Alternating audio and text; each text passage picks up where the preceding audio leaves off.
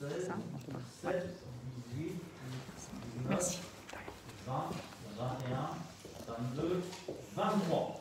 Voilà. Donc, comme ça a été lu,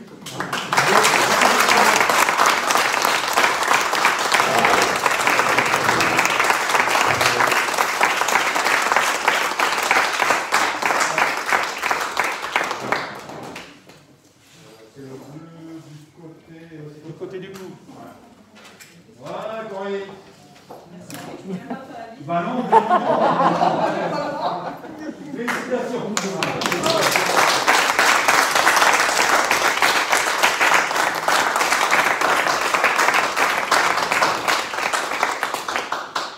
C'est concret. Ah, ça y est, maintenant, ça y est. Alors maintenant, je te passe la parole. C'est moi qui prends le relais. Merci Henri. Voilà, merci Corinne. Et puis... Merci Henri d'avoir fait le tirage. Du gel hydroalcoolique, bien sûr. Je joue un peu à ma mère masquée ce soir. Je vais peut-être l'enlever. Juste le temps que ça me gêne un peu.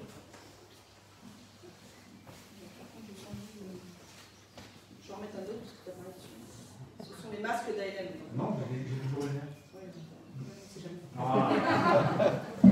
Ça marche quand même. Donc bah, moi aussi j'ai préparé quelque chose quand même. Il fallait. Donc mesdames et messieurs les conseillers, monsieur Verneau en tant qu'ex-maire, voilà, c'est officiel maintenant. Madame la directrice générale des services, mesdames les représentantes de la presse, l'émotion que je ressens, c'est une émotion collective, car nous vivons un moment fort, un moment singulier. Le Covid-19 nous impose tant de choses et nous prive de beaucoup d'autres, comme celui de partager ce moment avec tous les Lambertois ou avec nos familles, grande absente de cette soirée. Je remercie les Lambertois qui se sont déplacés le 15 mars dernier, malgré les conditions. Nous savons que le taux de participation à cette élection n'est pas représentatif de ce qu'il est habituellement. Il est donc, on espère que plus aucune élection se passera dans ces conditions. C'est pas très démocratique, dirons-nous. Mais je tiens quand même à tous vous féliciter. Vous avez été élus, bien élus, il n'y a aucun problème là-dessus. Et je vous remercie surtout pour votre patience. On a un petit peu eu le temps de savourer la victoire, c'était quand même un peu long. Je n'oublie pas Magali, qui n'est pas là ce soir, et Cédric Lalonde, qui ont été élus, mais qui ne siégeront pas pour l'instant. Nous tous, autour de cette table, nous devons garder à l'esprit que nos habitants nous confient l'avenir de Saint-Lambert. C'est une lourde responsabilité, mais une responsabilité exaltante. C'est aussi une responsabilité qui impose une certaine humilité. Nous nous inscrivons dans une continuité, et dans l'intérêt général. Nous apporterons notre pierre à l'édifice, comme d'autres l'ont fait avant nous et comme d'autres le feront après. Justement, à propos de Pierre, je voudrais vous dire quelques mots pour Pierre, mais qui est maire depuis 2001, comme l'a rappelé Henri. Donc après 19 ans et 2 mois et demi, t'as dit 2 mois, j'ai dit 2 mois et demi, de dévouement sans faille au service de notre commune, Pierre, tu aurais mérité une fin de mandat plus paisible. Avec les 3 conseils successifs, tu as fait de Saint-Lambert une commune où il fait bon vivre, une commune attractive, une commune agréable. À tes côtés, nous avons beaucoup appris. Il faut dire que ce n'est pas difficile, car tu es un geyser de connaissances. Ta mémoire est impressionnante, ton analyse en toute situation est vive et juste. Les élus présents à tes côtés n'ont pas démérité. Les débats ont parfois été houleux, mais toujours constructifs. Je salue à cette occasion le travail accompli par les conseillers municipaux successifs. Jean-Paul Gallo, ici présent, adjoint aux affaires scolaires puis conseiller délégué à la jeunesse, a accompli ses 3 mandats, ainsi qu'Henri Voisine, adjoint à l'urbanisme. Messieurs, votre investissement, votre expérience et votre expertise ont été très bénéfiques pour Saint-Lambert. Merci à Henri qui reste à nos côtés dans une optique de transmission et de savoir. Transmission de son savoir, comme tu veux. Pierre, Jean-Paul et l'ensemble des élus sortants, nous savons que vous continuerez à suivre et à veiller sur notre action. Je suis persuadée que vous trouverez des occupations tout aussi passionnantes et trépidantes. Les Lambertois, au travers nous, vous remercient chaleureusement. Et je souhaite qu'on les applaudisse encore une fois.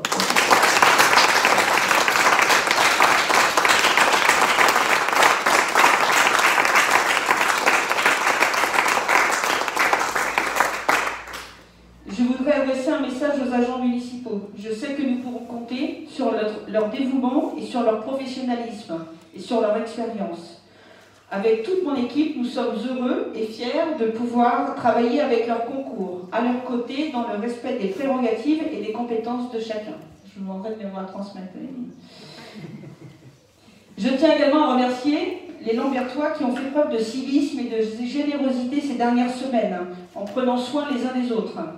Le service d'entraide a permis et permet toujours aux plus fragiles de ne pas s'exposer à cette maladie. Les petites mains lambertoises ont découpé et fabriqué quelques 1500 masques en tissu, pendant que d'autres ont réalisé des visières de protection. Bref, tout le monde a mis la main à la pâte. Nous ne sommes pas au bout de cette pandémie, mais il nous faudra conserver cet élan de solidarité et le cultiver. Maintenant, place à cette nouvelle équipe, alliant expérience et jeunesse, qui saura, j'en suis certaine, relever les nouveaux défis qui se présenteront à nous ces 6 prochaines années, pour construire l'avenir des Lambertois. Ensemble, donc, vers demain. C'était notre nom de liste. Je vous remercie de la confiance que vous m'accordez. Grand merci à tous et poursuivons notre conseil, car un maire n'est rien sans ses adjoints et l'ensemble des conseillers, bien sûr. Merci à vous.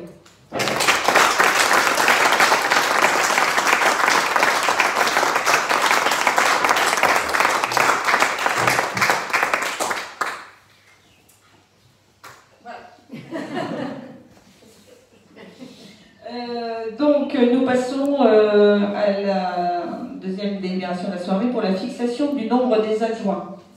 Donc, selon l'article L2122-1 et L2122-2 du Code général des collectivités territoriales, permettant aux conseillers municipaux de déterminer librement le nombre des adjoints au maire sans que ce nombre puisse dépasser 30% des effectifs de l'effectif légal du conseil municipal. Considérant que l'effectif légal du conseil municipal de Saint-Lambert étant de 23 sièges, le nombre d'adjoints au maire ne peut dépasser 6. Donc je vous propose d'accepter cette proposition de 6 adjoints pour notre conseil. Donc je mets au voix, c'est comme finlandais. Qui est pour cette délibération? Alors, je ne vois pas tout le monde. Qui s'abstient? Qui est contre? Donc 23. Tu as voté deux fois, oui? Tu as voté un tour. Enfin, j'ai pas vu. Donc cette délibération est adoptée à l'unanimité. Prochaine délibération. Élection des adjoints au maire. Il a été procédé ensuite sous la présidence de Mme Procet, élue maire, à l'élection des adjoints qui s'est déroulée au scrutin de liste à la majorité absolue, sans panachage ni vote préférentiel, en application de l'article L2122-7-2 du Code général des collectivités territoriales. Sur chacune des listes, l'écart entre le nombre des candidats de chaque sexe ne peut être supérieur à 1, sans qu'il y ait obligation d'alternance d'un candidat de chaque sexe. Si après 2 tours de scrutin, qu'une liste a obtenu une majorité absolue, il est procédé à un 3e tour de scrutin et l'élection a lieu à la majorité relative. En cas d'égalité de suffrage, les candidats de la liste ayant moyenne d'âge la plus élevée sont élus. Déjà, est-ce qu'il y a plusieurs listes d'adjoints? Est-ce qu'il y a au moins une liste d'adjoints? Oui, il y a une liste d'adjoints. Bon. Donc Delphine, tu présentes une liste d'adjoints, c'est ça? Je présente une liste d'adjoints. D'accord. Donc est-ce qu'il y a d'autres listes d'adjoints? Donc nous allons pouvoir procéder au vote des adjoints. Donc Delphine, vous distribuez ces listes. Tu distribues à tout le monde. Et puis on est reparti avec la boîte. Émilie va venir vous voir. Donc on vous laisse. Voilà, on vote. Donc bulletin secret, encore une fois. choses à écrire.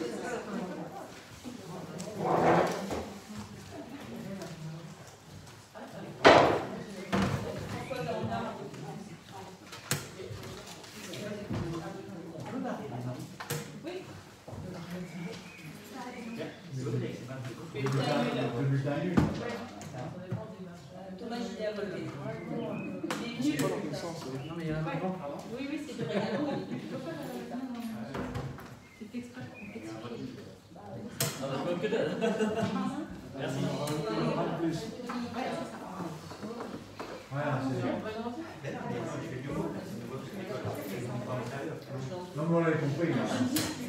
Le problème, c'est qu'on ne peut pas voir les sourires. C'est vachement dur.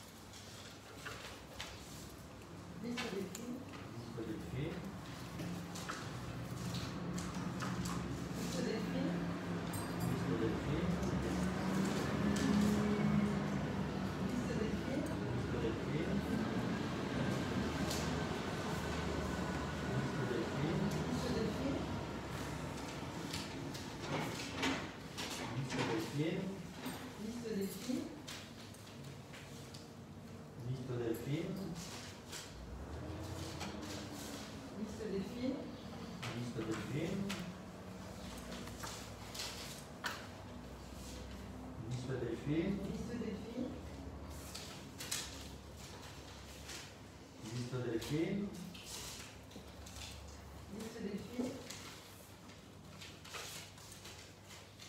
Liste Delphine. Liste Delphine.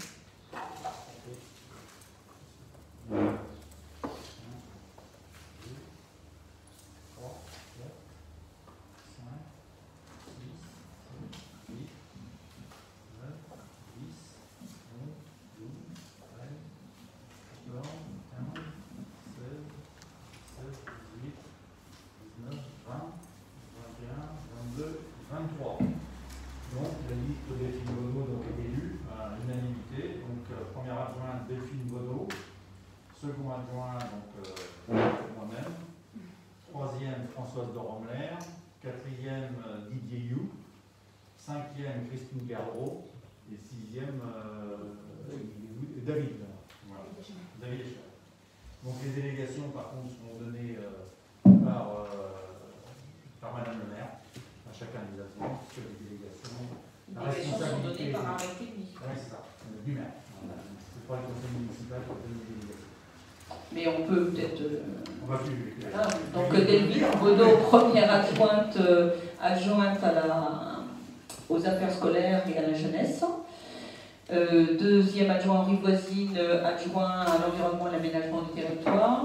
Troisième adjointe Françoise Deromblard, adjointe aux affaires sociales et CCS. Quatrième adjoint Didier You, adjoint aux bâtiments voirie, travaux. Cinquième adjointe Christine Pelindreau, adjointe à la vie associative, à la vie culturelle et sportive. Sixième adjoint, pardon. C'est ça, oui, c'est ça, j'en ai pas oublié. Sixième adjoint, David Eschlar, adjoint aux finances. Voilà. Donc merci, félicitations, bravo à vous, on peut les applaudir.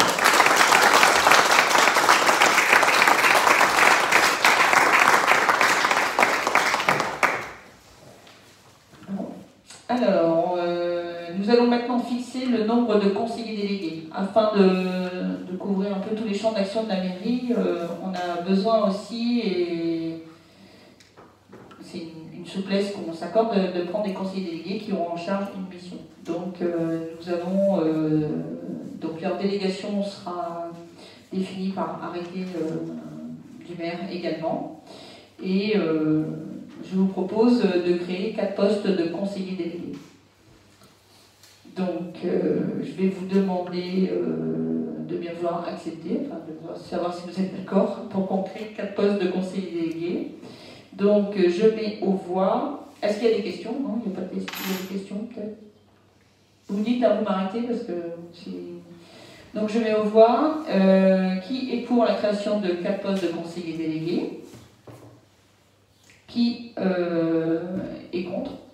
Et qui s'abstient? Voilà, donc 23. 23 pour.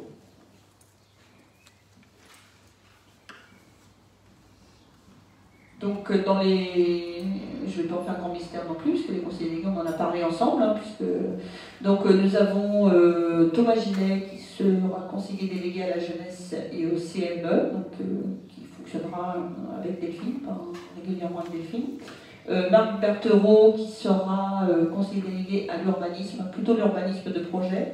C'est dans notre idée de transmission, de savoir et de compétences, de relais, de passage de relais. Voilà, c'est dans cet objectif-là que nous avons voulu ce poste. Nous avons Dominique Lamour, qui sera conseiller délégué aux espaces verts. Donc il sera souvent en contact avec Didier. Et Jean-Marie Beaumont, qui sera conseiller délégué à la communication et, je vais dire, aux relations extérieures. Donc, relations habitants-mairie, entreprise-mairie. Donc, leurs délégations seront réalisées, précisées, voilà, par arrêté du maire.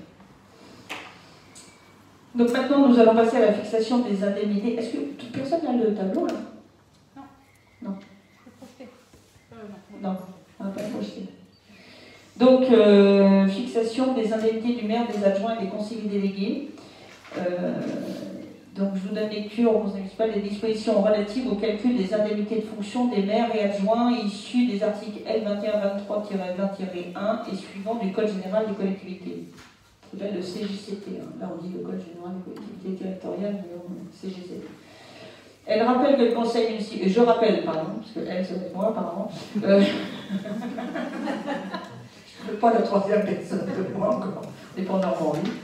Je rappelle que le conseil municipal doit se prononcer sur un taux pouvant être différent pour le maire et chacun des adjoints, applicable à une valeur maximale variant selon la population de la commune. Considérant que la commune compte actuellement une population municipale totale de 2872 habitants, je décide, les indemnités listées ci-dessous seront versées, c'est dommage, ça va peut-être faire un projet quand même, seront versées à compter du 25 mai 2020, les indemnités du maire L2123-23, des adjoints, j'ai oublié quelque chose, les indemnités du maire L2123-23, des adjoints L2123-24 et des conseillers délégués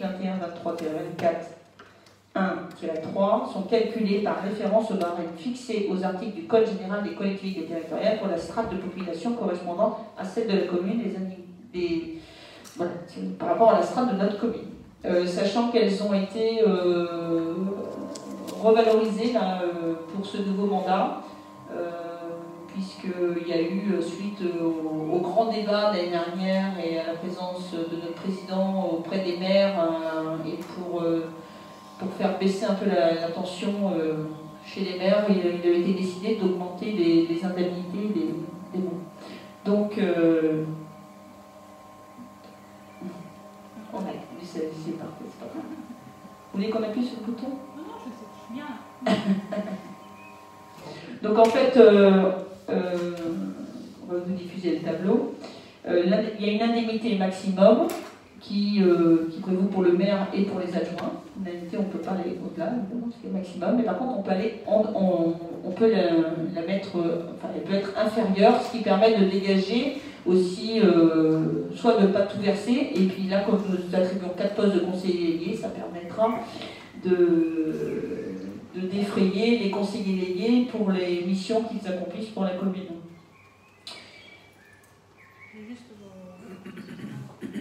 Voilà. Non, c'est bien un peu plus haut. Voilà. Donc l'indemnité maximum pour le maire, elle est de 51,6% de l'indice 1027 de la fonction publique. Donc moi je vous propose qu'elle soit à 39%. Pour les adjoints, l'indemnité maximum est de 19,8%. Je vous propose qu'elle soit à 16,5%. Et ce qui permettra pour les conseillers délégués, il y en a un autre en dessous, de pouvoir voter une indemnité de 8% de l'indice 1027.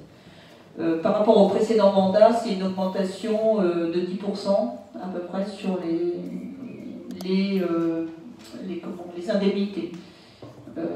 Il avait été voté que l'indemnité maximum, elle est augmentée de 30% pour les maires et 20% pour les adjoints. Donc nous, avec ce système de calcul, ça permet de répartir un peu différemment. Donc voilà, c'est sur ce tableau que... Alors s'il y a des questions, j'espère que je pourrai y répondre. S'il y a des questions, allez-y. Si quelqu'un a des questions. Bon, ben je vous demande on va voter. Donc, je vais quand même rappeler que ces indemnités subiront automatiquement, immédiatement, les majorations correspondant à l'indice brut terminal de l'échelle indiciaire de la fonction publique. Les crédits nécessaires sont inscrits au compte 6531 du budget primitif 2020. Donc, le conseil, après, va vous libérer. On va voter. Donc, qui est pour cette répartition des indemnités? Qui s'abstient, pardon? Qui vote contre? Il a regardé ses amis. La voté contre? La voté contre.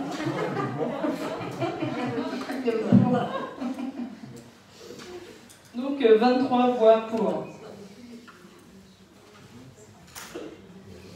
Donc une nouvelle délibération sera l'avant-dernière. Donc délégation de fonction, la délégation d'attribution du conseil municipal au maire. En fait, c'est ce que vous allez, c'est ce que je vais pouvoir, c'est ce que vous allez me donner comme délégation, ce que j'aurai le droit de faire. Et puis, ce que je fais, je vous en rendrai compte à chaque conseil. Ouais, elle a le droit de faire au nom du conseil. Au nom du conseil, bien sûr. Au nom du conseil. le reste. Ouais, ça fait un droit. Ah oui, oui, j'espère.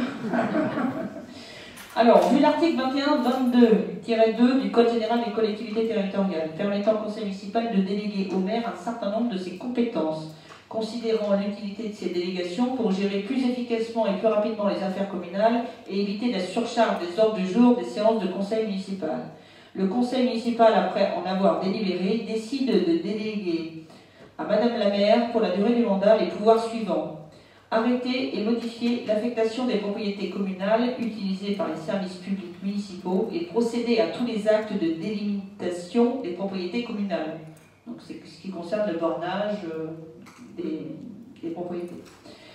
Article 2, deuxièmement, fixer les tarifs des droits de voirie, de stationnement. On n'a pas encore de tarifs de stationnement. Ça ne viendra pas non plus sur ce mandat-là, on va attendre un peu encore, je pense. Le dépôt temporaire sur les voies et autres lieux publics. Et d'une manière générale, les droits prévus au profit de la commune qui n'ont pas un caractère fiscal. Ces droits et tarifs pouvant, le cas échéant, faire l'objet des modulations résultant de l'utilisation de procédures dématérialisées. Le tarif de la photocopie rentre dans cette mesure-là. Par exemple, un exemple. J'espère que j'ai... Oui, c'est ça. Troisièmement, procéder, après avis conforme de la Commission des finances, à la réalisation des emprunts destinés au financement des investissements prévus par le budget et aux opérations financières utiles à la gestion des emprunts, y compris des opérations de couverture des risques de taux et de change, ainsi que de prendre des décisions mentionnées au 3 de l'article L 1618-2 et à l'article L 2122-5-1 sous réserve des dispositions de ce même article et de passer à cet effet les actes nécessaires. Donc ça c'est sous le contrôle de la Commission des finances. Quatrièmement, prendre toute décision concernant la préparation, la passation, l'exécution et le règlement des marchés et des accords cadres, ainsi que toute décision concernant leur avenant lorsque les crédits sont inscrits au budget. Cinquièmement, décider de la conclusion et de la révision du louage de choses pour une durée n'excédant pas ces 9 ans. Sixièmement, passer les contrats d'assurance et accepter les indemnités de sinistre y afférentes. Septièmement, créer, modifier ou supprimer les régies comptables nécessaires au fonctionnement des services municipaux. Huitièmement, prononcer la délivrance et la reprise des concessions dans les cimetières. Neuvièmement, accepter les dons, les legs, qui ne sont ni grevés des conditions de charge. Dixièmement, décider l'aliénation de de biens mobiliers jusqu'à 4000, je crois que c'est 4006, je crois que c'est 4006, non pas 4000, 4600 €.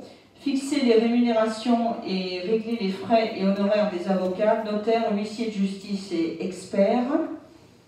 Fixer dans les limites de l'estimation du domaine le montant des offres de la commune à notifier aux expropriés et répondre à leurs demandes. 13e, décider à la création de classes dans les établissements d'enseignement. 14e, fixer les reprises d'alignement en application du document d'urbanisme. 15e, exercer au nom de la commune les droits de préemption définis par le Code de l'urbanisme, que la commune en soit titulaire ou délégataire, déléguer l'exercice de ces droits à l'occasion de l'aliénation d'un bien selon les dispositions prévues à l'article L 211-2 et au premier alinéa de l'article L 213-3 de ce même code. Intenter au nom de la commune des actions en justice ou défendre la commune dans les actions intentées contre elle et transiger avec les tiers dans la limite de 1000 €. Régler les conséquences dommageables des accidents dans lesquels sont impliqués c'est le 17e, pardon. Régler les conséquences dommageables des accidents dans lesquels sont impliqués les véhicules municipaux dans la limite de 7600 €. 18e, donner en application de l'article L 324-1 du Code de l'urbanisme l'avis de la commune préalablement aux opérations menées par un établissement public foncier local. 19e, signer la convention prévue par l'avant-dernier alinéa de l'article L 311-4 du Code de l'urbanisme, précisant les conditions dans lesquelles un constructeur pratique au coût d'équipement d'une ZAC signer la convention prévue par le 3e alinéa de l'article L 332-11-2 du même code, dans sa rédaction antérieure à la loi N 2014-1655 du 29 décembre 2014 de finances rectificatives pour 2014. Vous arrivez toujours dessus, parce que là, précisons les conditions dans lesquelles un propriétaire peut verser la participation pour voirie et réseau. 20e, réaliser les lignes de trésorerie sur la base d'un montant maximum de 2 500 000 euros. 21e, exercer ou déléguer en application de l'article L214-1-1 du Code de l'urbanisme au nom de la commune le droit de préemption défini par l'article L214-1 du même code. 22e, exercer au nom de la commune le droit de priorité défini aux articles L241 et L243 du Code de l'urbanisme ou déléguer l'exercice de ce droit en application des mêmes articles.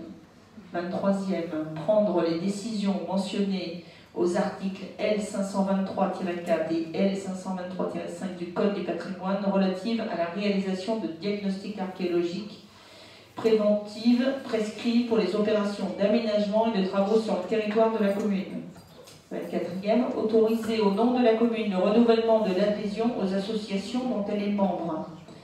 25e, exercer au nom de la commune le droit d'expropriation pour cause d'utilité publique prévu à l'article L151-37 du Code rural et de la pêche maritime en vue de l'exécution des travaux nécessaires à la constitution d'aires intermédiaires de stockage de bois dans les zones de montagne.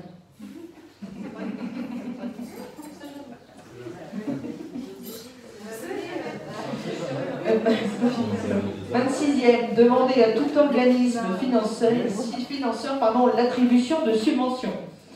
27e, procéder ou déposer des demandes d'autorisation d'urbanisme relatives à la démolition, à la transformation ou à l'édification des biens municipaux. 28e, exercer au nom de la commune le droit prévu au premier de l'article 10 de la loi 75-1351 du 31 décembre 1975 relative à la protection des occupants de locaux à usage d'habitation. Et 29e et dernier, ouvrir et organiser la participation du public par voie électronique prévue au premier de l'article L123-19 du Code de l'environnement. Conformément à la jurisprudence du Conseil d'État du 6 décembre 1989, les délégations citées aux 3, 4, 6, 8, 15, 16, 17 et 20 sont subdélégables aux adjoints et à certains fonctionnaires municipaux par arrêté du maire et sous sa responsabilité. Des questions?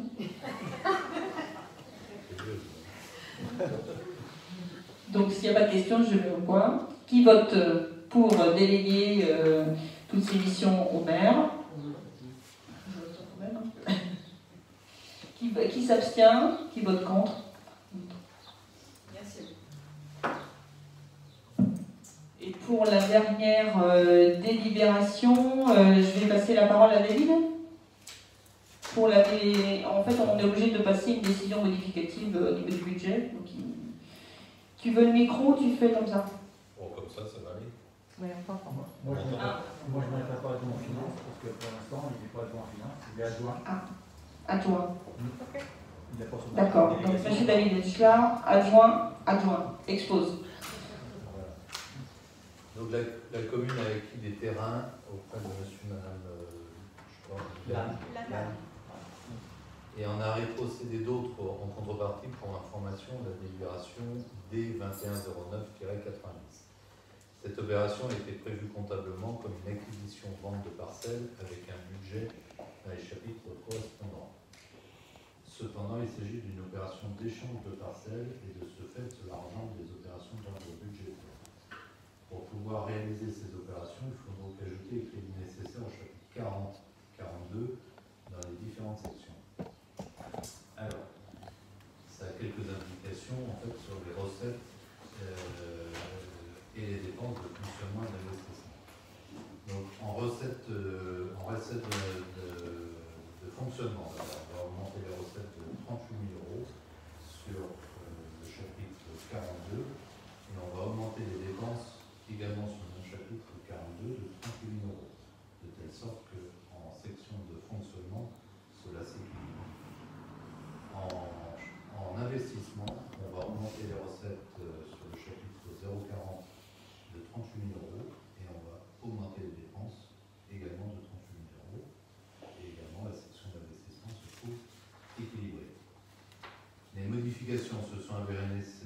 nécessaire afin de transférer à la section d'investissement les crédits prévus pour les échanges de parcelles déjà actés et ajouter au fonctionnement et en investissement les crédits nécessaires pour l'opération. Voilà. Il n'y a pas de... Voilà, donc en fait, ça permet de pouvoir régler ce que l'on doit à monsieur et madame Lannes. Le problème, on a signé il y a déjà quelques temps. On croyait avoir. Enfin, on a l'argent dans le budget, mais on n'était pas sur la bonne ligne. Parce qu'on a voulu faire simple, en se disant donc, on fait de la compensation puisqu'il y a un échange. Sauf que budgétairement, c'est plus compliqué que si on avait payé ce qu'on achetait et qu'eux, ils nous payaient ce qu'on vendait. Donc, du coup, il faut repasser cette délibération. Du coup, on est obligé de modifier le budget. Et du coup, ils ne sont toujours pas payés. Voilà. Donc en fait, c'est pour ça qu'on l'a pas ce soir, puisqu'ils auraient déjà dû recevoir avec. Comme on a tardé dans les conseils, le plus tôt sera mieux pour eux, pour garder de bonnes relations avec monsieur et madame Lannes. Donc je mets aux voix. Est-ce qu'il y a des questions là-bas? Bon, pour rassurez-vous, il y aura David nous préparera quelques commissions avec la commission finance où on expliquera le budget, le fonctionnement de la commune, tout ce qui vous sera expliqué, ça ne manquera pas. On verra ça plus tard. On vous expliquera aussi donc les différentes propriétés qu'a la commune à différents endroits qu'on a acquises au gré du temps en fonction des opportunités. Dans quel objectif et dans quelle logique on a fait ces acquisitions. Celle-là, notamment, on ne va pas rentrer dans le détail ce soir, mais derrière chaque acquisition, il y a forcément un projet. Donc je mets aux voix. Qui vote pour cette délibération? Qui s'abstient? Qui vote contre? 23. Donc voilà que s'achève le premier conseil municipal sous ma responsabilité. Donc je vous remercie. Donc il est 19h37. Habituellement, je pense que ça aurait pu se terminer par un coup, mais Covid oblige, voilà, on ne peut pas. Donc c'est bien dommage. On aura le... Oui, Michel? On va faire des photos. Ah, Michel veut qu'on fasse des photos. 1 mètre de distance, voilà. On va essayer. On va essayer de s'organiser dans la semaine d'or. Donc je vous Avec le masque, on peut s'approcher du masque. Ah, avec le masque. On fait ça dehors sans masque, on peut le faire.